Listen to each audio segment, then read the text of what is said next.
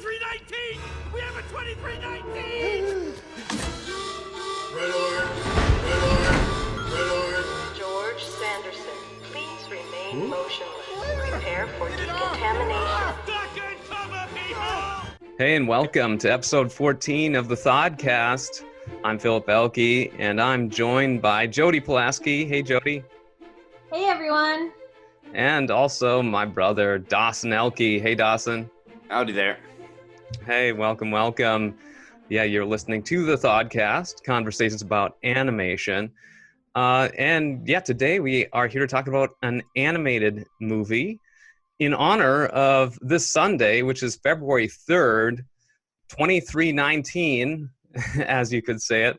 We're going to be reviewing Monsters Incorporated. Of course, it's the famous scene in Monsters, Inc. where one of the monsters comes into contact with the forbidden human artifact, aka a child's sock, and has to be decontaminated as a result. And the code for that in Monsters Incorporated lingo is 2319. And yeah, this is the first time, or the only time, we'll be getting a 2319 date for the next 100 years. So, hey guys, how are you all today? Are you ready to talk about some Pixar? Let's dive right into Pixar. Yeah, I'm excited to talk about this movie. Let's go through the door. We'll enter into the door, into the etheric plane of quantum teleportation that enables the bridge between the monster world and our own. And yeah, this is the fourth franchise from Pixar, but the fourth film. It's the first Pixar film directed by someone other than John Lasseter, directed by fellow Minnesotan. We are all Minnesotans here. Fellow Minnesotan, Pete Docter. Oh, Pete, I remember him so well. He was so good at basketball. He was in high school. And hockey too, but you know, he wasn't the typical Minnesotan. Where did he grow up? Do you know? I don't know. Bloomington, maybe? Bloomington.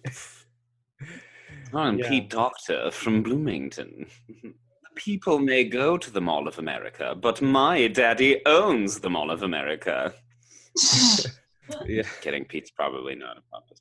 We love Pete Docter, is what I do anyway. I don't know. He's a about genius. you all, And he's currently Chief Creative Officer at Pixar after John Lasseter stepped down. Well, it's funny. How do we know he's a genius? How do we know anyone's a genius is a good question, but specifically Pete Docter. Like, I mean, I knew of him and I saw Inside Out. I've seen his films. I know how good they are. But then in some of the behind the scenes for Monsters, Inc., like they're all sitting at a round table, John or John Lasseter wasn't there, right? But No, Bob it Peterson. was, yeah, Bob Peterson, Darla K. Anderson, Pete Docter, and Lee Unkrich.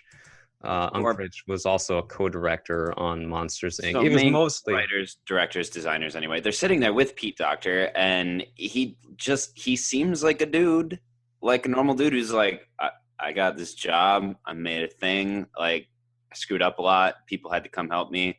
Like he didn't seem like textbook definition genius, but he is apparently, according to you. So like, what do you think? Oh, just because like he was able to take. I mean, he maybe isn't necessarily more creative than, you know, an average person, but he at least, I mean, he definitely is, but whether or not, like, he was able to take that creativity and make it into something very special, you know, throughout his career. And I think that is like the true embodiment of genius. If you're able to take your skills and your talents and make something so impactful out of them.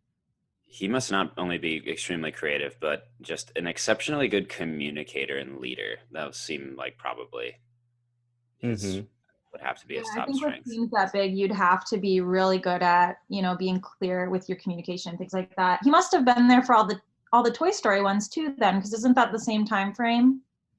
Did he work for them at the time? Yeah, he was with Pixar since the very early 90s, like I think 1991.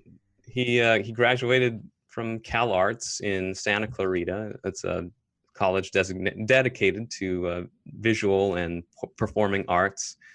And the day like after he graduated, he went up to Pixar and began working for them. And he actually did 1 year. I think he did 1 year at the U of M, University of Minnesota. Wow. We kind of know a famous person. Yeah. Okay.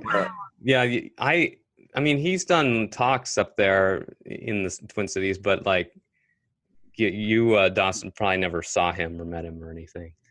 I've never seen him. I met a couple Pixar artists, but lower food chain people. Mm-hmm. Yeah, he was from Bloomington. The movie Monsters Inc. Yeah, let's talk about the movie. We've met the man. Now the movie. I mean, it was released in 2001, and it took 5 years to make.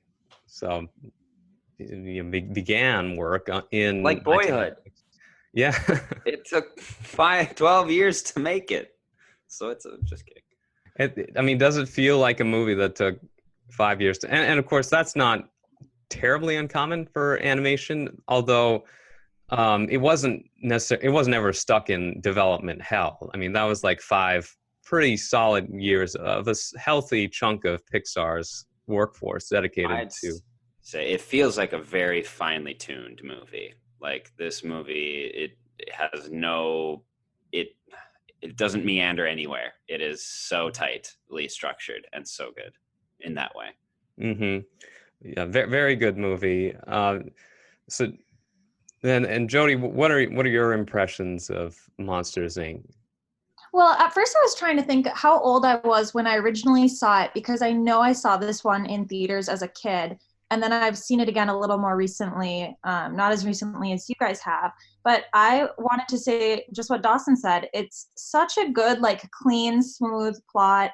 And the characters are really dynamic with each other. Mike, Sully, Boo, Randall. That I think I really like it. I think it's one of their better movies. I'm not a huge Pixar person. Like, I'm not a fan of Toy Story or Incredibles, things like that. But I think Monsters, Inc.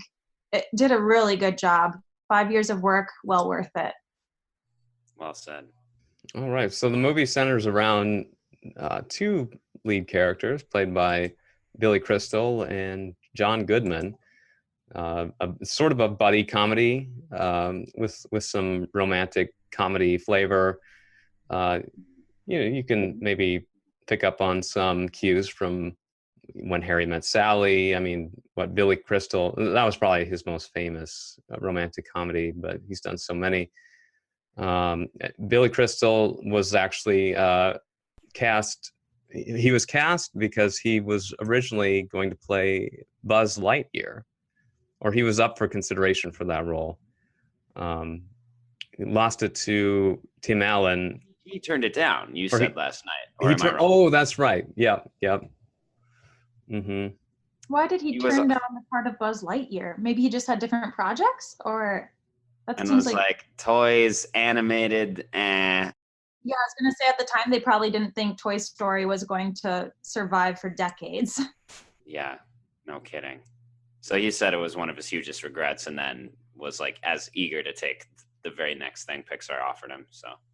And I'm trying to figure out how on earth that Buzz Lightyear would have worked with Billy Crystal's voice. Tim Allen is just so masculine and, like, you know, commando-y. For Buzz Lightyear is a star commander. Like Billy Crystal, what? I don't know. I don't get it. Maybe the character was different at that point.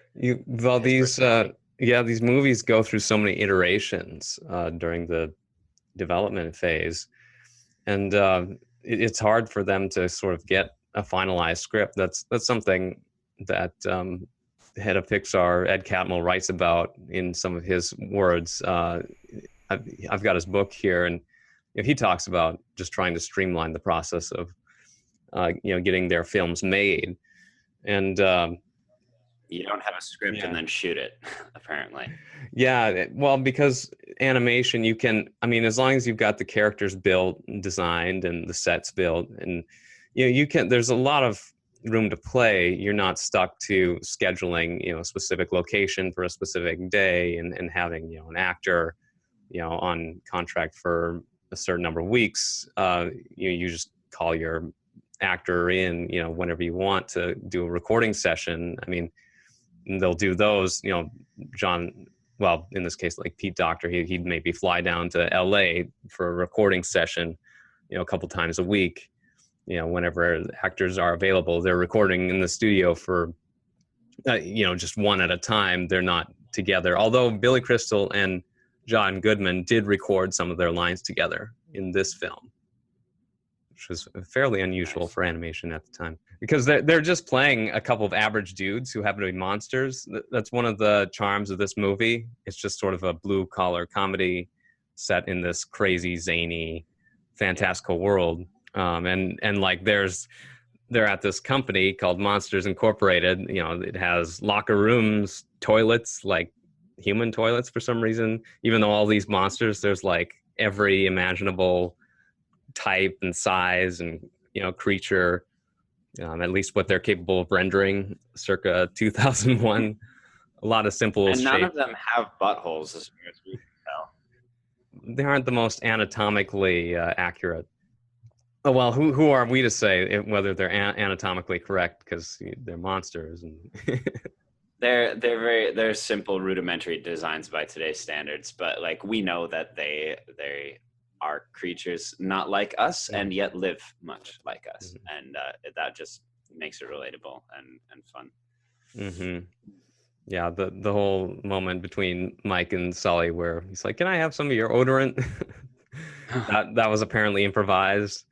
Improvised. Oh yeah, my gosh. yeah. Because the names they're so funny. That's one of the funniest bits. Let's see here. I've got some dirty. You're a monster. What would you wear? Smelly garbage. Old dumpster. How about some low tide? You got any low tide? Or wait. Low tide. He's like, no, I'm fresh out of that. Hey, what about any wet dog? Any wet dog? So they're just coming up with things that stink. Is that the one he gave him, wet dog? Yeah. Here. And that ended up working itself into like the story of the finished film. Yeah. Feel so bad for that monster in like the first scene when they're walking down the street and the slime monster is reading his newspaper and slides onto a grate and then just falls through yeah. batter on it. He is so screwed. Like I felt pain when that happened this time, which was, imagine just you're still sentient, but your teeth are clattering on this metal grate and your body has disappeared into the sewage system. Like, have fun being sentient from that day forward. Like, you're dead. I mean, he just needs to go to the goo store and replenish. Oh, probably. Can you drop my teeth and my eyeballs in a bucket of flarp? It's probably not exactly like the T-1000 from Terminator 2, because like that, his whole being is liquid metal, whereas this goo monster, he's like Flubber. yeah, he's Flubber except for his eyes and teeth. He's evolved Flubber. I'd watch a whole movie about that. Flubber gets a day job. The gritty Flubber soft reboot is evolved Flubber and the like uprising against their takeover of the world. But yeah, so I mean, it's this movie contrasts the mundane and the familiar with the wild and crazy in an excellent way. Yeah, it's never so annoying, or there's nothing that's like so jarring or nonsensical or like that I'm completely thrown out of the moment. There are a couple moments, maybe you want to talk about some of those, where like the only real times like pure logic was just broken, I guess. Like, which ones? I'm trying to think in my head, but did you notice them watching last night? The worst one for me, and we'll jump around here in the story a bit, but when Mike and Sully get sent to Nepal, they get sent to the Himalayas when they're banished. Snowman, the Bono. It just so happens that evening monsters are scaring kids in the closest village to where they were banished. Yeah. and you hear all them scream as the lights come on one by one by one. And it's a village that he said was a 3 days journey, but he could slide down the hill in 10 minutes or whatever. Yeah, I guess. However long it would take Mr. Waternoose and Randall to carry Boo down to the basement and put her in the machine. That's how long that Sully and Mike had to have an argument, or to meet the snowman, get taken to his cave, have an argument, and sled down the hill to the village. Wow. Yeah, I mean, the distance between Waternoose and Randall walking to the basement, they had that much time. They must have gotten coffee or I don't know, had lunch. But the story's so good. Yeah. I don't know. Boo grabbing onto his, when he's searching for Boo and he can't find her and she's nowhere to be seen. He's put her in her bed. Yeah. He steps on a bunch of things. He runs out of the door, slams the door, and then she's nowhere in sight. She's not near him. Mm-hmm. We see him run away with that little duck toy Right, trailing. the duck toy. And runs all the way to the bathrooms, puts it all in a locker, Mm-hmm. and then he finally breathes, turns around, and there she is on his back. Doesn't make any sense, but She's just obscured by all the hair. She was buried in his fur, and well, that makes more sense than you'd think, considering that the orange dude, because I don't know characters' names, all of them. But George dude, Sanderson. Yeah, the guy who got 2319. The guy who got 2319. Well, I was about to mention how he got 2319. There's a sock resting on the surface of his fur. He gets fully shaven, and the sock is adhered to his flesh. So, cutting off the hair didn't cut off the sock. Were there two socks? Wait, no. Are you talking about they shave him and then one of the CDA members rips something off of his back? Yeah. I thought he was just ripping off a patch of hair that they missed. No, he's ripping the sock off. What? Heck yeah. Oh, yeah. I'm going to YouTube this. I thought it was just a random patch of hair. And just for comedy, because there are little splotches of hair left around his naked skin that they haven't and they put the cone on him like a dog. Yeah. The cone. It's hilarious to me. It's a little animal moment. He can't resist licking his wound or something, or licking himself. No kidding. I'm pulling up a video of it. The 2319. Yeah, this is important. To see if the sock is still on him after they shave him down. You guys should. I know Jody's got a short timetable, so you guys should keep talking about something else while I find it. That's okay. Okay. Got the sock. The CD. You have to fact check. It's important for the listeners. Okay. It's not the sock, obviously, because they take the sock off right away and just blow it up. But it's also not simply a patch of fur. It's got a unique texture to it. Okay, so this was all moot because they blow up the sock. Why?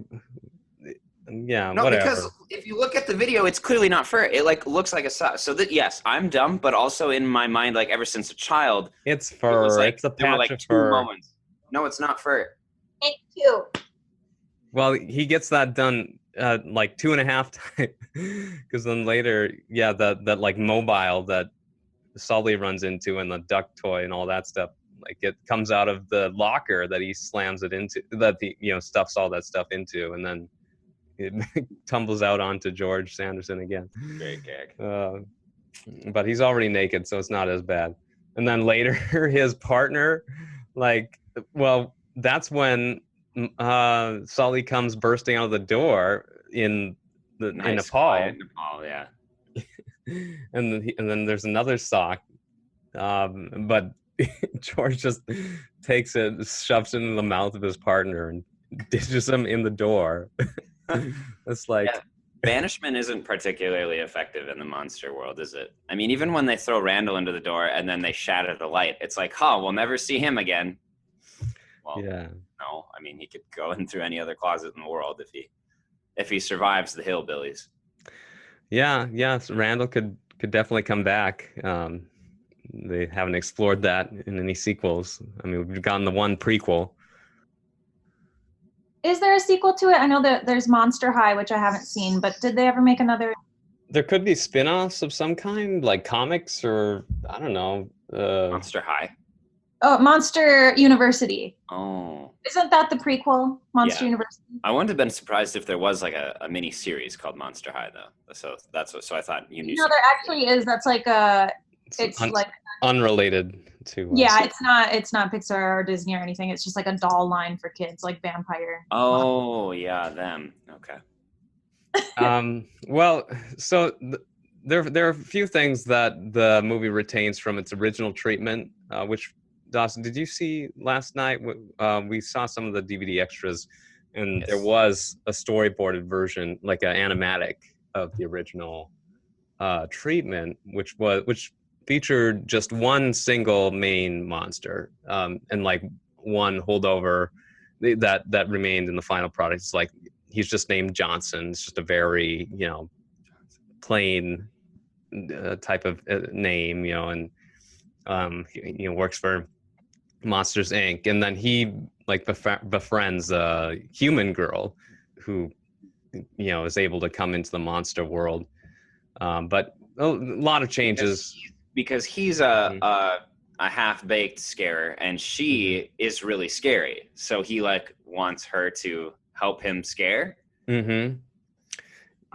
That's really interesting. So that's kind of where the original story, like what they were thinking before they changed everything. That was their Isn't that original crazy? thought? Like the difference between from A to B in this film, and I want to say particularly, but maybe this is just as typical of literally any animated film. I mean, but it was amazing how like Draft 1 in like almost in no way resembled Draft 2, just in a couple characters and vague ideas, but like this Johnson monster kind of resembles the monster in the beginning of the film, the cold open with the kid in his room, and it ends up being a simulation during a training sequence at Monsters Inc. They're trying to train the new recruits, but that monster from that sequence is kind of like Johnson in the original concept. And of course he's also a mediocre scarer, so that still holds. But then the one monster eventually morphed into two, and they came up with the comedic duo of John Goodman and Billy Crystal that ended up driving most of the story. I was going to say, I think they really chose the right path because those two characters play off each other so well. It's so difficult for me to imagine just one. And I also don't want to imagine having a scary kid because Boo, that cute little Boo, I know. like half the reason I love that movie. Every scene she's in, she's so adorable. And all her sounds that she makes and her way she falls asleep, I'm happy that they decided to go to It's unbearable. Watching Boo is like, I mean, it makes me want kids, and that's no good. So, but she's great. Yeah, she's incredible.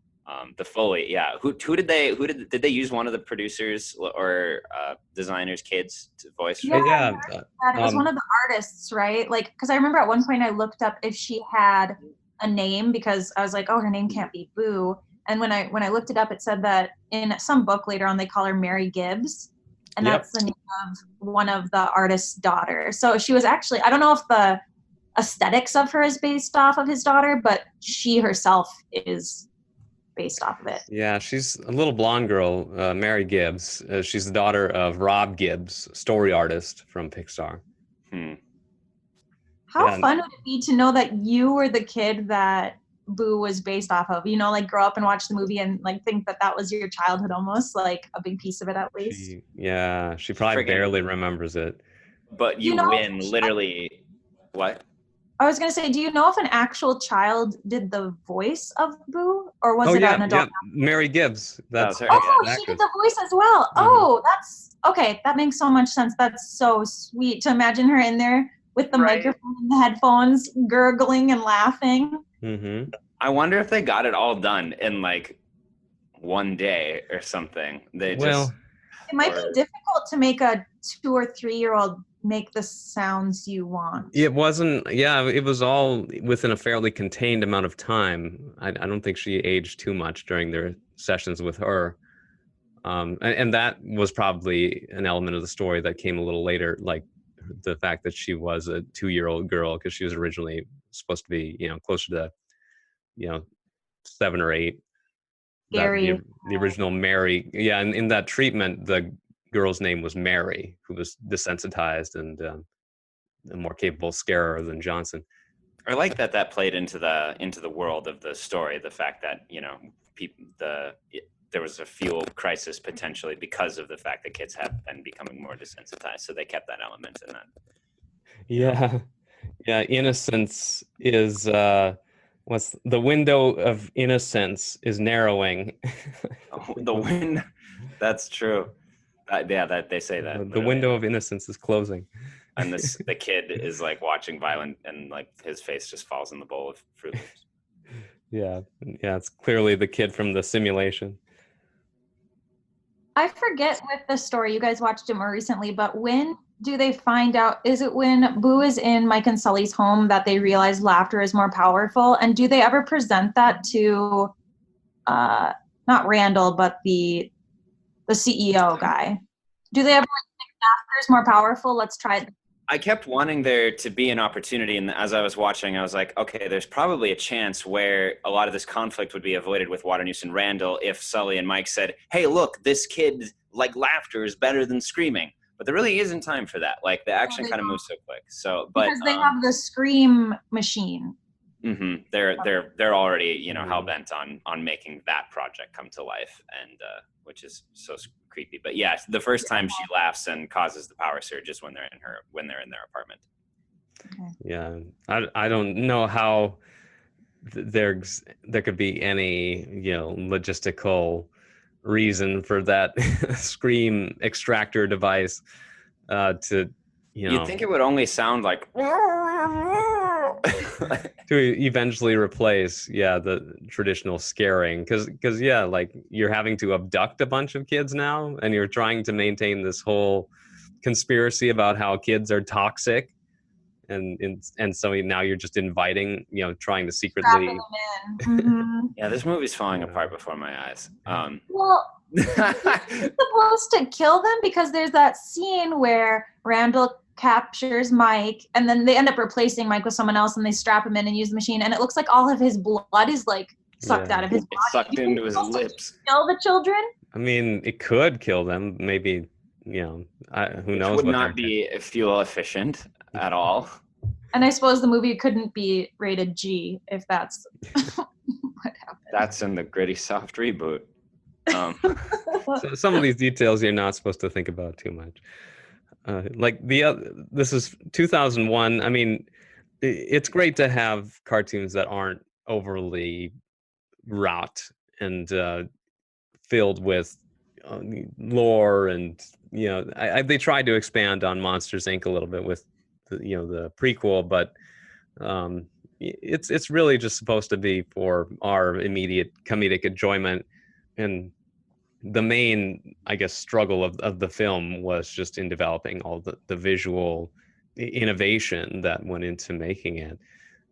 Sully looks great, like he's this fully furry creature, and I feel like his appearance does hold up pretty well for a film from 2001. I agree. Yeah, if you think about it, this movie's on the cusp of being a decade old, and like I said, I was watching 2 trailers. decades.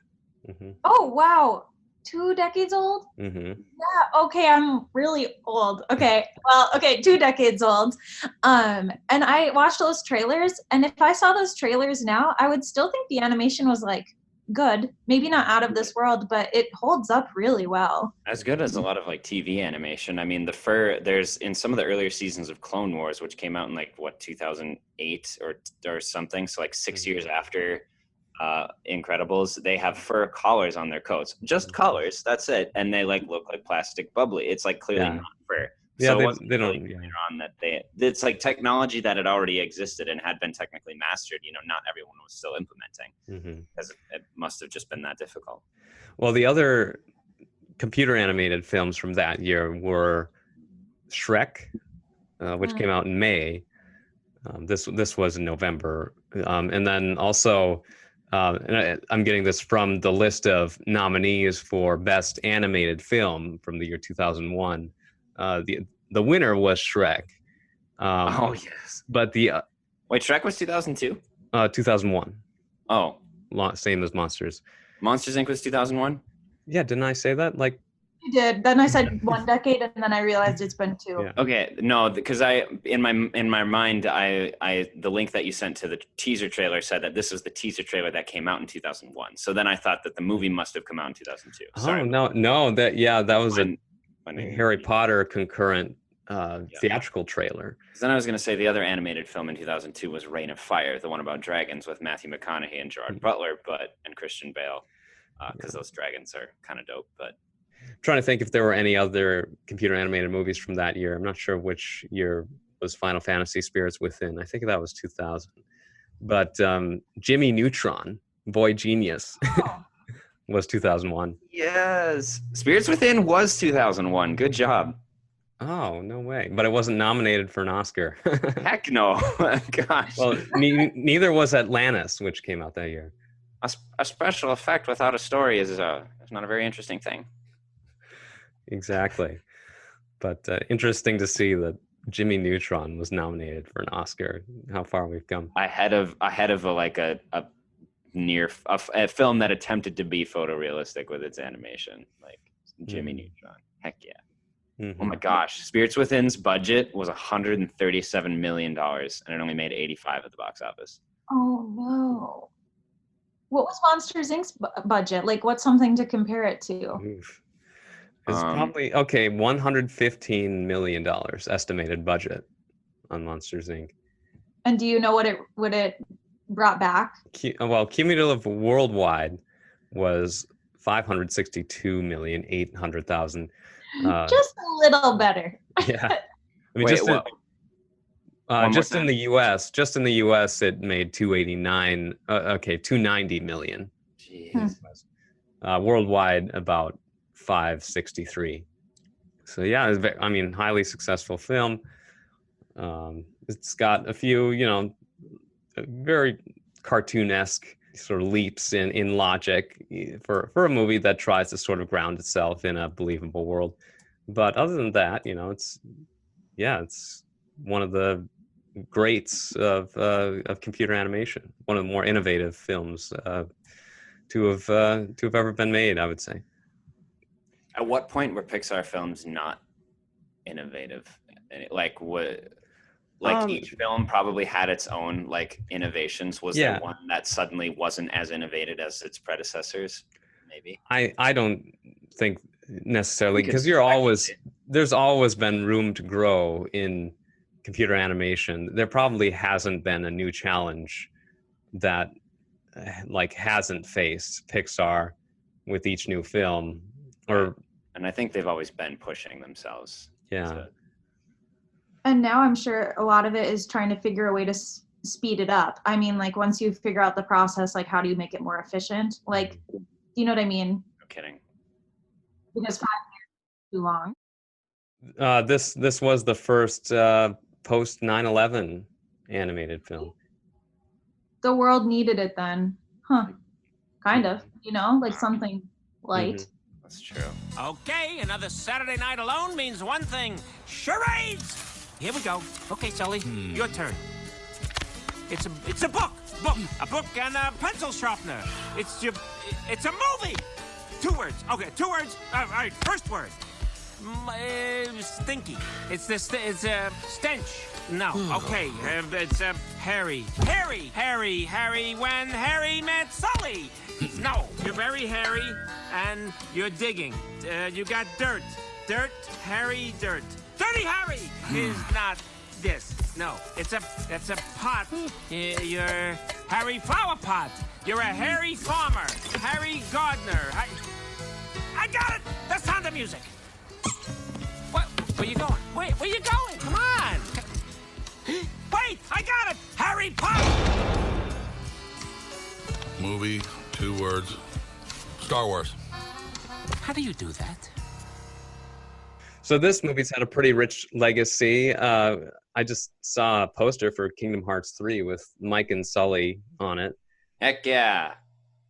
So yeah, but you don't care about Kingdom Hearts, so I don't. Well, I don't have time for Kingdom Hearts. I mean, geez. Oh. But I will need to make time at some point in my life, because the Frozen's now in the game, and a lot of new Disney characters. Big Hero 6 is a big feature, and a lot of Pixar characters. It's like one of the most beautiful stories ever told in the video game. But no, it's it'll be fun to visit when I get the chance.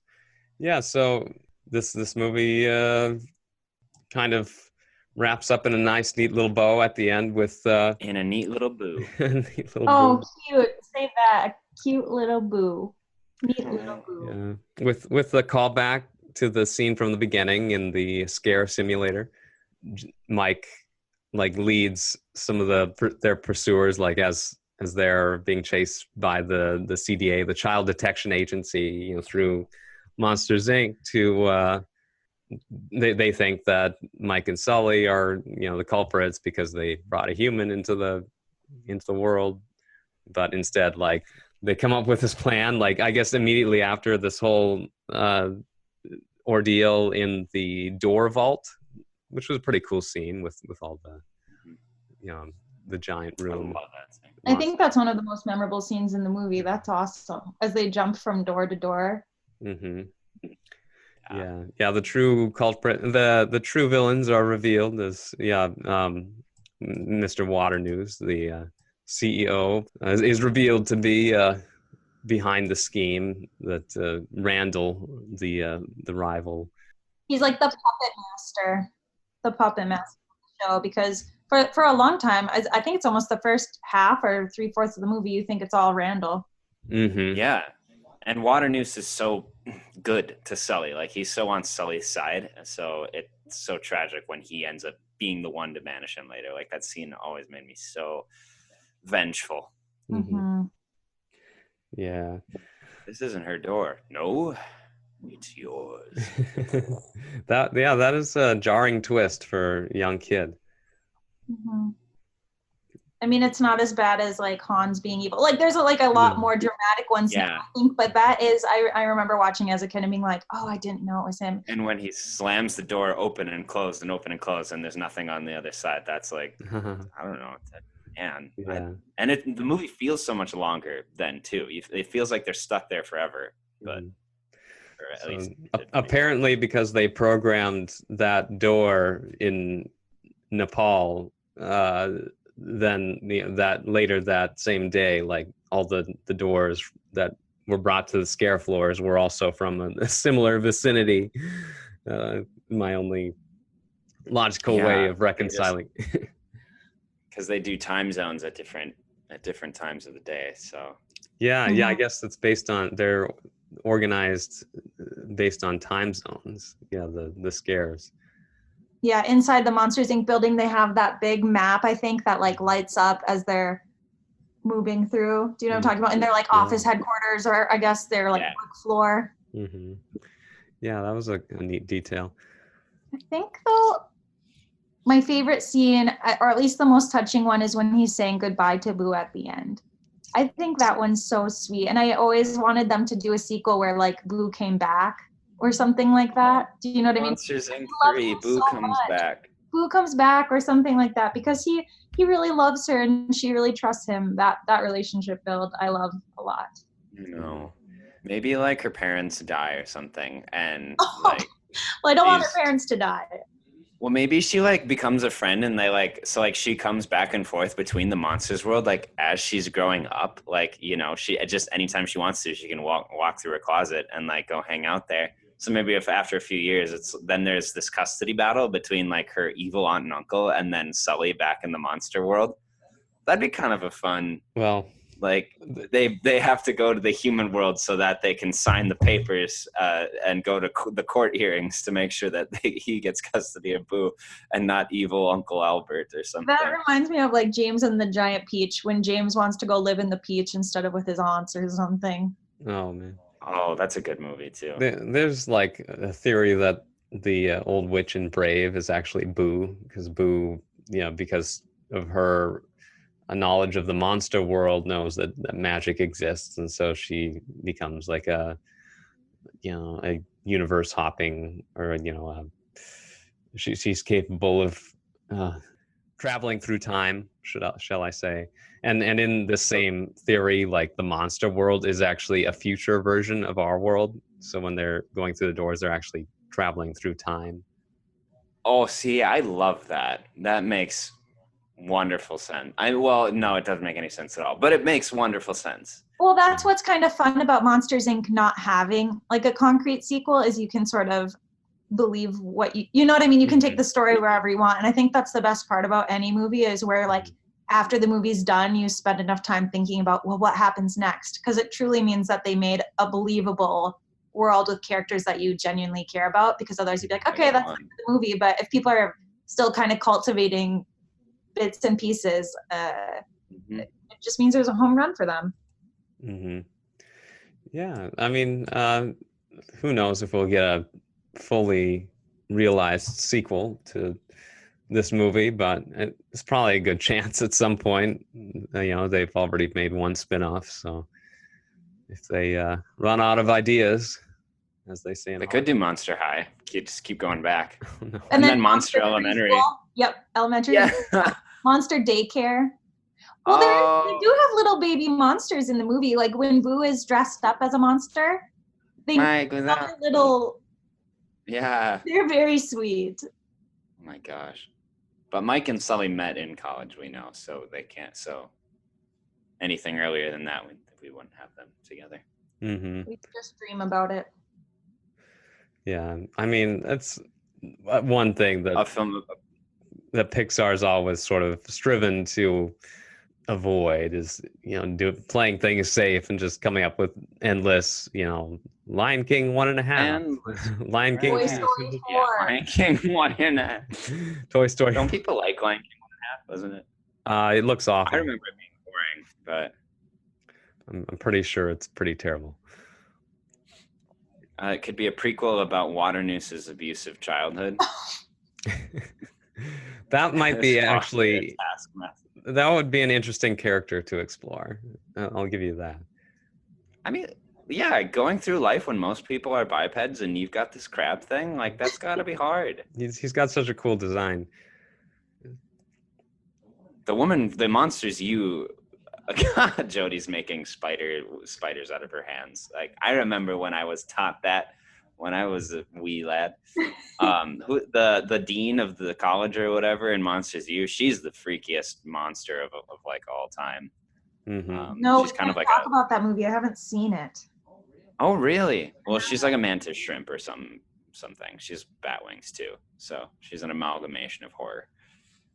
Yeah, just quite the motley crew of creative characters here. Steve Buscemi voiced Randall Boggs, kind of a serpentine monster. Gets confused for a gator at the end. James Coburn is Waternoose. They get great actors to play the roles, and of course, it's not as difficult with animation because it doesn't take nearly as long to just record lines. You can schedule them kind of around these actors' schedules. Sounds like a good deal. Yeah. Frank Oz, I guess, plays Fungus. Which one was Fungus again? Randall's Orange guy? assistant. Randall's assistant. Oh, yeah. Yep. The one who gets the screen. He's got such an ordinary, like, nerd voice, kind of. Yeah, well, and like when Anything they hook weird. him up to the scream extractor, he's not strapped down at all, which means like Sully maybe just stuck him right to the nozzle of that thing, which is kind of cruel. Or more likely, which I like to believe, is he was like curious and he wanted to actually try to see what it felt like to get his. To get his. It was like sort of an autoerotic asphyxiation. Oh my. It reminds me of in Princess Bride when they take Wesley down into the dungeon and like they have to pull the lever and it like sucks the life out of him, I think. Yeah. Yeah. It's Okay, similar. yep. It's a similar It's contraption. fair. I've just sucked 5 years of your life away. Jennifer Tilly plays Celia. She's interesting character. She was in Liar Liar. What else has she done? Seed of Chucky. Let's see. She was in a bunch of Chucky movies. Well, I've never seen any of them, and I don't plan to.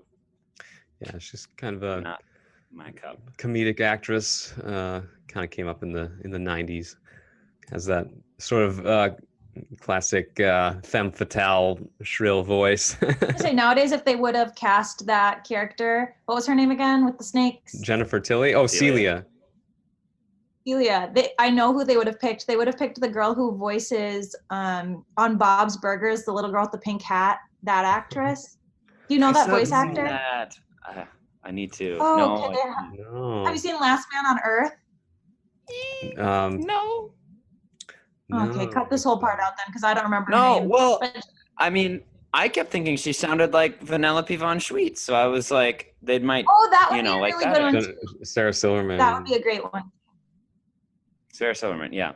Well, when I was trying to I know Celia, who's her voice? I just kept thinking of those live action Mario Brothers clips and Princess Peach in those.